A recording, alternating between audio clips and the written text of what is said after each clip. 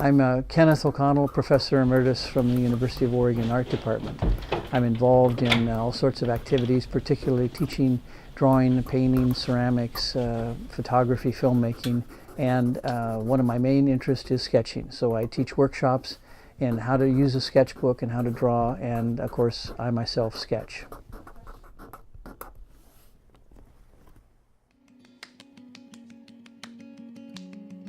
During the 70s, I'm starting out teaching at the university, and then in the 80s I become department head, and I sort of get into administration, which is what drove me into my sketchbooks, because when you're an administrator, you have your time chopped up into little segments. You're running to meetings, you're running to conferences, and all you have is 15 minutes here, an hour here, 2 hours there, and you're never in your studio. So I began to work in the sketchbook as a portable studio. I could carry it with me everywhere.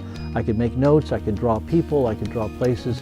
Probably my favorite things are to draw people, to draw landscapes, to draw buildings. Those are things that I'm doing. And then I began to realize I'm not doing color, and I love color, so I started putting color in the sketchbooks. And it's about this time I start to become known as this sort of sketchbook artist. Even though I've made films and I've done other things, by the time the 80s arrive, people want to learn how to do sketchbooks, and they want to know how I'm doing it. So I start to teach that as part of my drawing classes.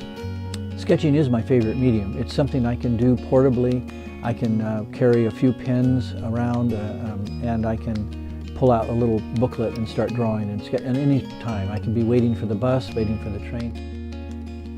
I started keeping sketchbooks in 1962, so this makes the 50th year of keeping sketchbooks. And I'm now working on sketchbook number 75. I never imagined I'd, of course, do this many sketchbooks or have this many actual records of them. But these drawings cover everything that I do, from waiting for the train to sitting down in the evening late at night thinking about something. I'm drawing food, I'm drawing people, I'm drawing buildings, I'm drawing my thoughts and ideas. I teach sketching because it allows the individual to learn how they see things, learn about how they think about things. That sketching is a very great personal self-discovery technique. So I ask people to draw something as common as a piece of pastry, a cookie, a turnover, whatever, and but not to eat it until they've drawn the pastry. And what happens is an interesting process. All the time you're drawing, you're thinking, boy, this is really going to be good. I can't wait till I take a bite of this. And often, by the time you finish your sketch, you have this nice little sketch in your sketchbook, and you eat the pastry and it may or may not actually satisfy you. You may say, well, it's not quite as sweet as I thought it would be, or whatever. But the next day, after you've digested the pastry and long since lost the flavor, you still have your sketch. And this is a beautiful example of how art is long and life is short. And I show pictures of my pastry, and I usually do this in every country I go to, and people love my sketches of pastry because it looks so delicious. It looks like you could eat it.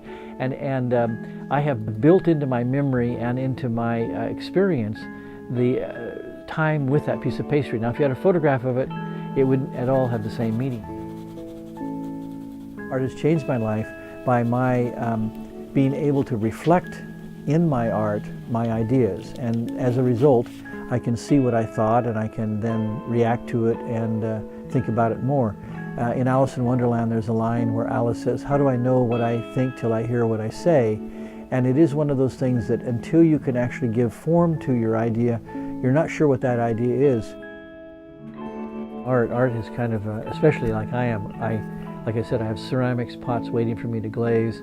I've got photographs that need to be developed. I've got sketchbooks that I need to work in. So I have a lot of different things that I use to occupy and sort of balance my energies. I'm a high energy kind of person. I love to move. I love to move both physically as well as moving my limbs and that's probably one of the reasons I got involved in sketching, is I just couldn't sit still. I had to do something, and so sketching allows me to engage my experience. Even if I'm talking with you guys here and I have a sketchbook, I can draw you, I can draw the tripod, I can begin to draw the camera. All these things are interesting to me, and as I draw them, I look at them more carefully, because you can't really draw anything unless you look at it more carefully. And so in doing that, it activates my mind and my memory. There's all sorts of reasons that sketching should be a part of our daily experience. and for that reason alone.